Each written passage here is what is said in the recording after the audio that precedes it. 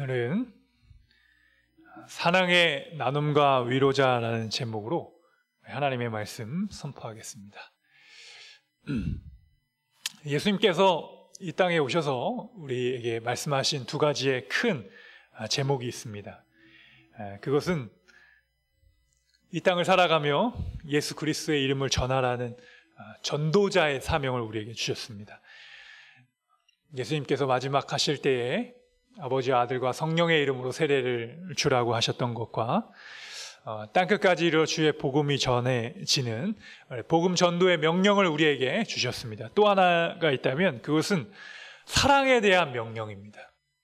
여러분, 사랑하는 것은 하나님께서 우리에게 명하신 하나님의 거룩한 뜻인 줄 믿습니다. 이 시간 우리 안에 사랑의 영이 회복되어 사랑으로 섬기는 우리 비승항공교회 되시길 축복합니다. 우리나라에 사랑이 충만하기를 원합니다. 여러 가지 갈등과 세대와 지역과 계층과 정치와 경제적인 갈등 속에서 우리가 살아가고 있지만 예수님께서 우리에게 명하신 이것은 바로 우리가 서로 사랑하며 격려하며 하나님의 말씀을 나누는 믿음의 사람들이 되어야 될 줄 믿습니다. 우리 요한복음 4장 말씀에 보게 되면 예수님께서 사마리아 여인을 찾아가 만나시는 장면을 우리는 보게 됩니다.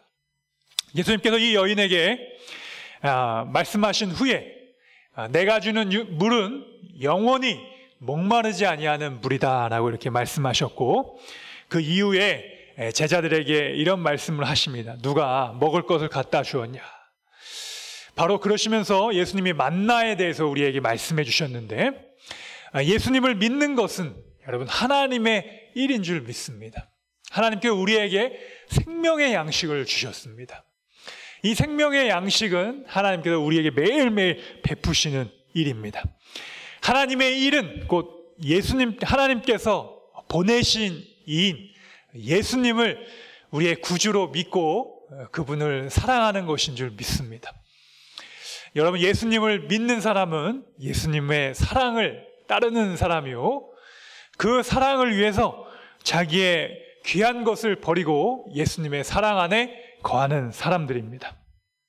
예수님께서 요한복음 6장 35절에 예수께서 이르시되 나는 생명의 떡이니 내게 오는 자는 결코 줄이지 아니할 터이요 나를 믿는 자는 영원히 목마르지 아니하리라 말씀하시면서 이것이 예수님의 기쁨이시다라고 말씀하셨습니다.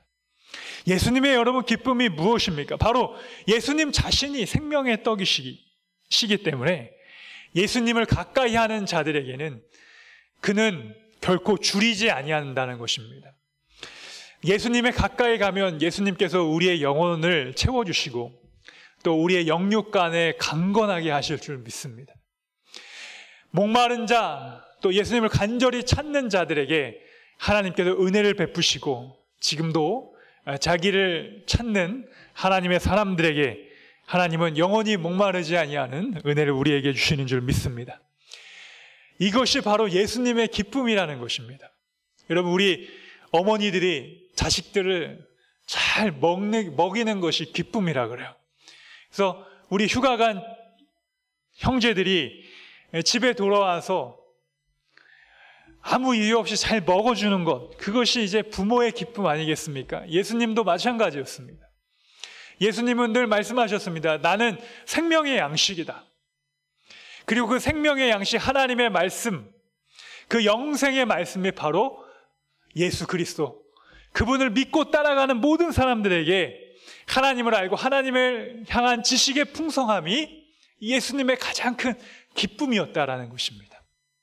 여러분, 우리 인생의 가장 큰 기쁨은 무엇입니까? 바로 예수님을 우리의 영적인 아버지로 부르고 또 예수님 신랑 되신 예수님이 늘 우리와 함께 계셔서 영적인 교제를 나누며 믿음으로 살아가는 여러분 되시기를 축복합니다.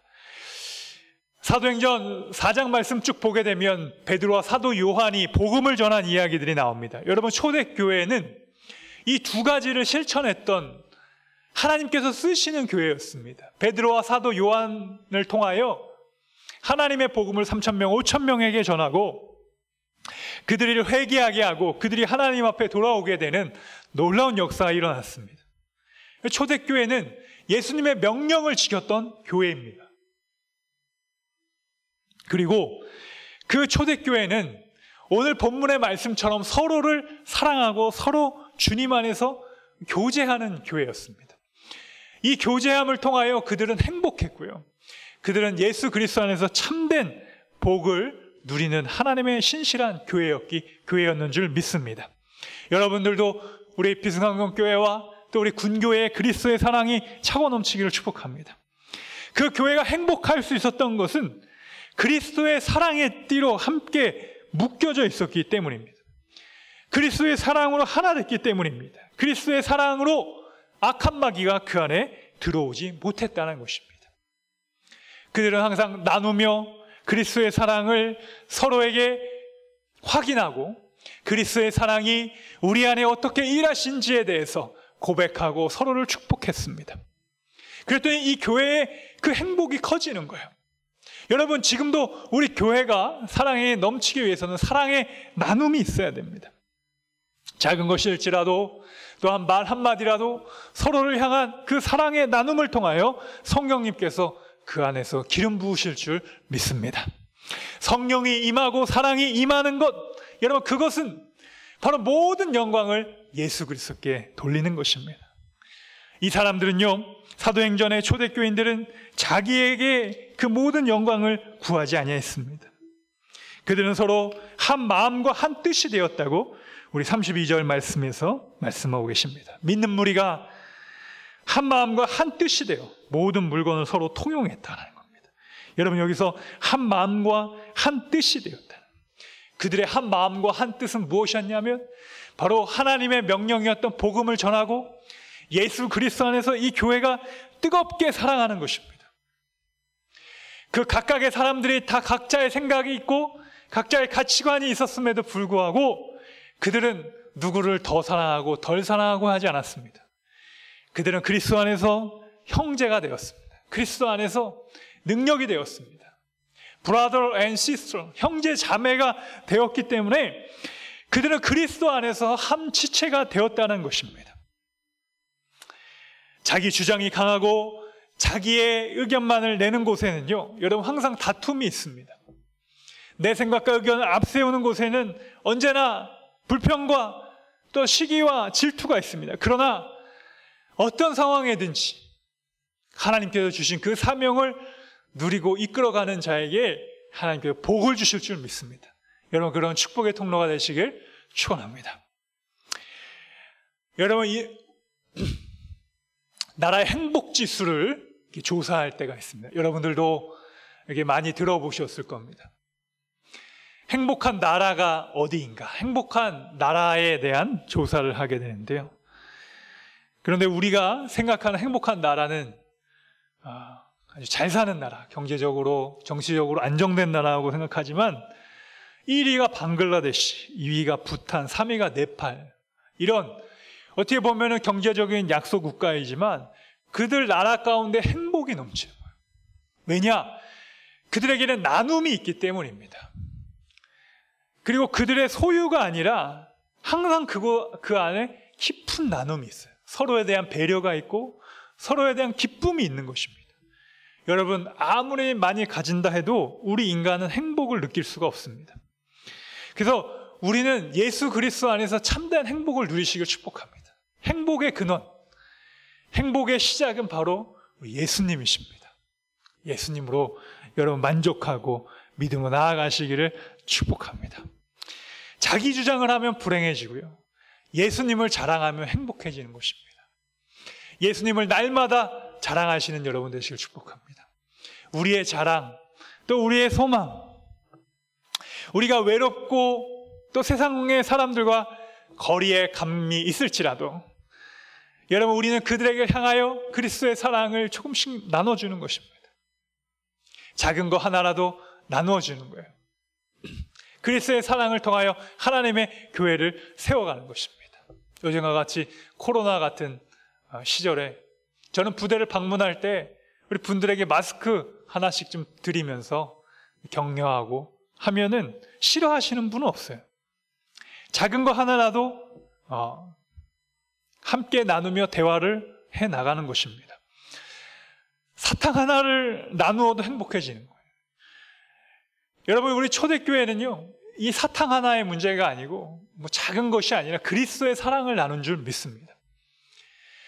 예수님의 사랑을 함께 나누며 기도하며 축복해지는 것입니다.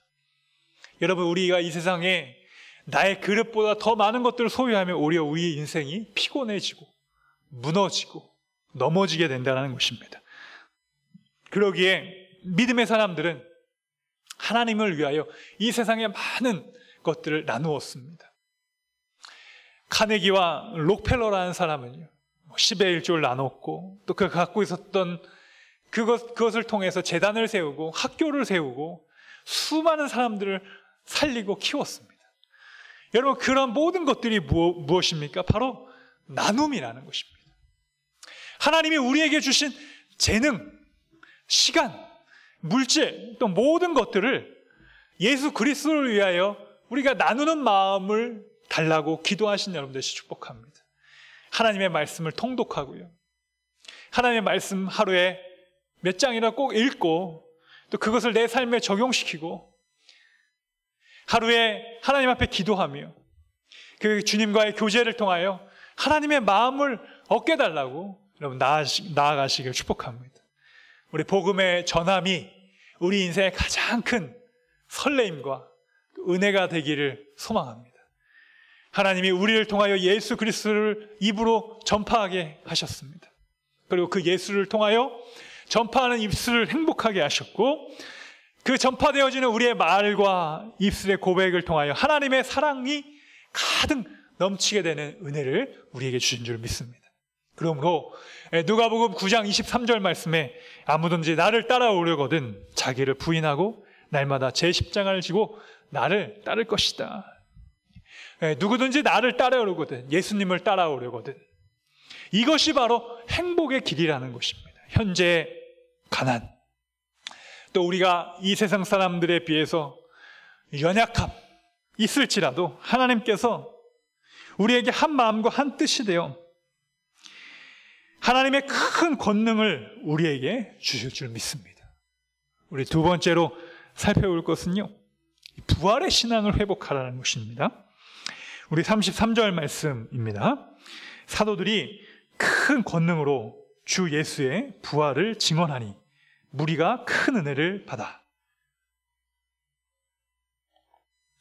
사랑하는 성도 여러분, 우리가 정말 큰 권능을 갖기 위해서 하나님께서 우리에게 주신 권능과 능력이 오게 하는 방법은요, 우리가 부활에 대한 신앙을 확신하는 것입니다.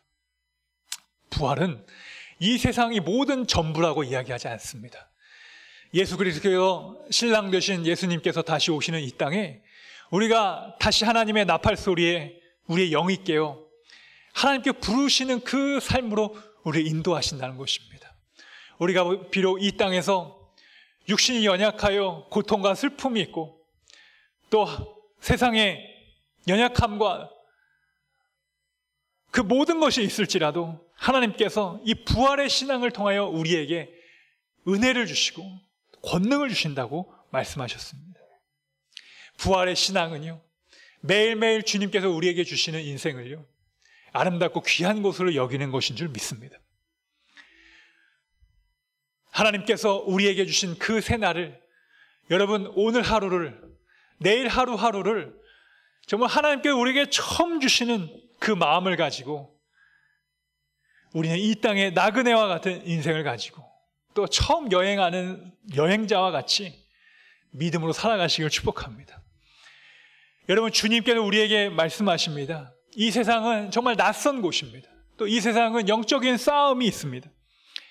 또 이러한 싸움을 싸워가면서 우리가 때로는 긴장도 되고 새로운 경험에 대한 기대도 있습니다.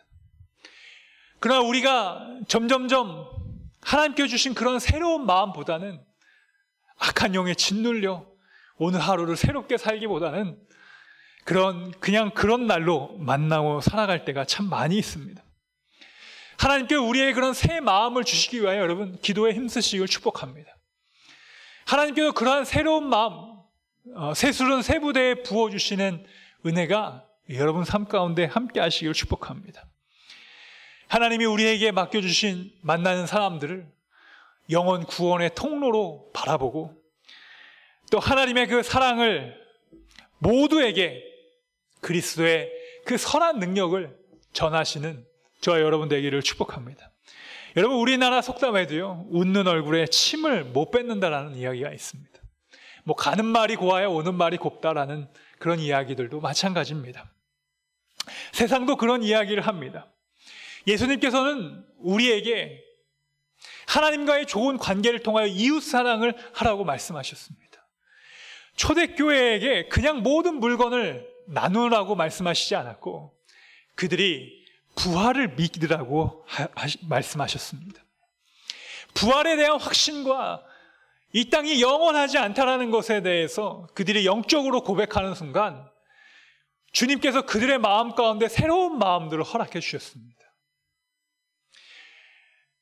여러분, 우리가 새로운 마음을 얻기 위해서는 어떻게 해야 됩니까? 바로 부활의 증인이 되어야 됩니다. 그 부활의 증인이 되면 하나님께서 우리에게 은혜를 주십니다. 그리고 매일매일 주님과 동행하시는 여러분 되시길 축복합니다. 매일매일 하나님과 함께하는 우리의 동행, 여행이다라고 여러분, 우리가 하루하루를 산다면 우리의 하루의 삶이 얼마나 주님이 주시는 행복이 가득하겠습니까? 그리고 그 주님께서 주시는 그 능력과 사랑이 우리 안에 가득 넘치게 될 줄 믿습니다. 새로운 곳과 새로운 환경 속에서 그 길이 하루하루가 힘들고 지쳐 걸어갈지라도 그 길에 빛이 없어서 캄캄한 울창한 숲을 거닌다는 그런 마음이 들 때가 우리 인생길 가운데 얼마나 많이 있습니까? 그러나 우리 주님께서 말씀하셨습니다. 내가 곧 길이요 진리라. 예수님이 우리의 인생의 내비게이션이 되어주시고 우리의 길과 진리와 생명이 되어주신다는 것입니다. 길 대신 예수님께서 여러분에게 아마 오늘 말씀하실 거예요. 사랑하는 아들아 딸아, 너는 어디에서 왔는가? 너 어디로부터 왔니? 그리고 사랑하는 아들과 딸아, 너 어디로 가고 있니? 우리의 목적과 방향에 대해서 우리 주님께서 물어보실 것입니다. 또 주님께서 오늘 너는 어디에 있느냐고, Here and now, 지금 이 순간 당신은 어디에서 무엇을 하고 있는지 우리 주님께서 말씀하고 계십니다. 그 주님께서 우리의 영적인 대장이 되어주셔서 우리의 치열한 이 영적 전투의 삶의 현장 가운데서 예수님이 우리의 대장 되어주실 줄 믿습니다. 여러분, 우리 군대는 지휘관들이 부대를 이끌어 간다면 영적인 지휘관은 누구십니까? 바로 우리 예수 그리스도이십니다. 예수님이 우리의 영적인 지휘관이 되셔서 우리가 하나님의 말씀으로 새롭게 변화를 받고 또 말씀과 기도를 통하여 성령의 충만함을 가지며 우리의 삶의 현장 속에서 그 안에서 영적인 전투를 벌이며 그들과 싸워 승리하는 것입니다. 그리고 우리가 부활 신앙을 통하여 하나님께서 우리를 일하게 하시고 또 우리를 회복시켜 주신다는 것입니다. 기도는 여러분, 우리가 하나님을 더 열심히 일하게 하는 것이 아닙니다. 우리가 잘못 생각하면요, 기도를 하면서 하나님을 더 빨리 움직이게 하려고 할 때가 있어요. 우리의 기대와 소망을 따라 하나님 앞에 우리의 원하는 바를 우리의 생각대로 그 시간과 공간에 따라 하나님께서 이루어 달라고 기도합니다. 그러나 여러분, 기도는 우리가 하나님을 설득하는 것이 아니라 하나님이 우리를 설득하는 것입니다. 이게 굉장히 쉬운 말 같지만 너무나도 중요한 말입니다. 기도는 우리가 하나님을 설득하는 것이 아니라 우리가 하나님 앞에 설득당하는 것입니다. 하나님의 음성을 듣는 것입니다. 하나님의 사랑 안에 거하는 것인 줄 믿습니다. 그래서 주님은 우리 안에 오셔서 이 세상의 많은 이들이 예수님의 마음으로 설득되기를 원하십니다. 이 땅의 정치인들이 여러분 설득당 얼마나 좋겠어요. 이 땅의 지도자들이, 경제인들이, 또 많은 사람들이, 리더가 아니더라도 그냥 일반 평범한 모든 사람들에게 예수님께서 찾아가셔서 그 사람들이 예수님 말에 설득당하면 여러분 얼마나 좋겠습니까? 근데 사람들이 설득당하기를 싫어하는 거예요. 예수님께서 말씀하셔도 그 음성을 듣질 않습니다. 그러나 여러분, 우리 찬송가의 가사처럼 주의 음성을 들으니 날마다 내가 매일 십자가 앞에 나아가고 또 그 주 음성을 따라 나를 부인하며 주님께서 주신 그 십자가의 길을 걸어갈 수 있는 여러분 되시길 축복합니다. 그래서 우리의 이 세상의 삶이요, 부활의 신앙을 가지면 입술의 고백만이 아니라 이제 삶의 증거가 나타나기 시작합니다. 부활 신앙은요, 여러분 삶의 증거와 열매들을 하나님께서 우리에게 주시는 줄 믿습니다. 그 삶의 증거와 열매, 우리 주님께서 마태복음 6장 19절에도 너희 재물을 땅에 썩게 하지 말아라. 우리 주님께서 또한 달란트 비유를 통해서 우리의 재능과 시간과 하나님께서 우리에게 주신 그 능력을 땅에 썩지 말라고 하는 거예요. 여러분, 우리가 TV에 나온 사람들 뭐라 그러죠? 탤런트라 그러죠. 그 탤런트의 어원이 되는 말이 달란트입니다. 그 사람들이 연기적인 재능을 갖고 있어서 이제 남들보다 보기에 좋은 외모도 갖고 있고 해서 연예인, 우리 초등학생들이 제일 되고 싶어하는 직업이 연예인이라면서요. 그런 달란트를 가지고 사람들을 위하여 연기도 하고 배우도 역할을 합니다. 우리가 하나님 앞에서 그런 달란트를 하나님께 우리에게 주신 것입니다. 그 달란트를 가지고 땅에다 썩게 나는 어리석음을 우리가 범하고 있습니다. 왜? 이 땅의 삶이 끝이라고 믿기 때문입니다. 그런데 우리의 삶은요, 이 땅의 끝이 아니라 영원한 나라에 들어가기 위한 이 땅은 나그네와 같은 길인 줄 믿습니다. 우리는 이 땅을 살아가면서 하나님께서 우리를 나그네와 같이 이 땅에 보내셨습니다. 그러므로 우리는 이 초대교회의 부활과 같이 초대교회의 이 뜨거운 신앙을 회복해야 되고, 그들이 그 부활 신앙을 가지고 카타콤 동굴에서 신앙을 순수하게 지켰던 것처럼 여러분, 우리도 이 시대 가운데 부활 신앙을 회복해야 될 줄 믿습니다. 하나님을 향하여 우리의 거룩한 눈을 들어 올리기를 축복합니다. 성령께서 우리에게 하시는 그 기도를 통하여 그들에게 하나님의 말씀이 흘러가기를 축복합니다. 우리 야고보서 2장 17절 말씀 보게 되면, 여러분 우리 중요한 말씀 한번 찾아볼까요? 야고보서 2장 17절입니다.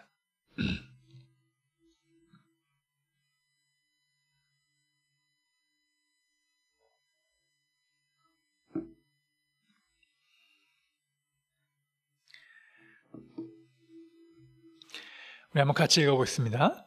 행함이 없는 믿음은 19절인가요? 네, 19절. 한번 같이 읽겠습니다. 시작. 행함이 없는 믿음은 죽은 믿음이다. 이와 같이 행함이 없는 믿음은 그 자체가 죽은 것이니라.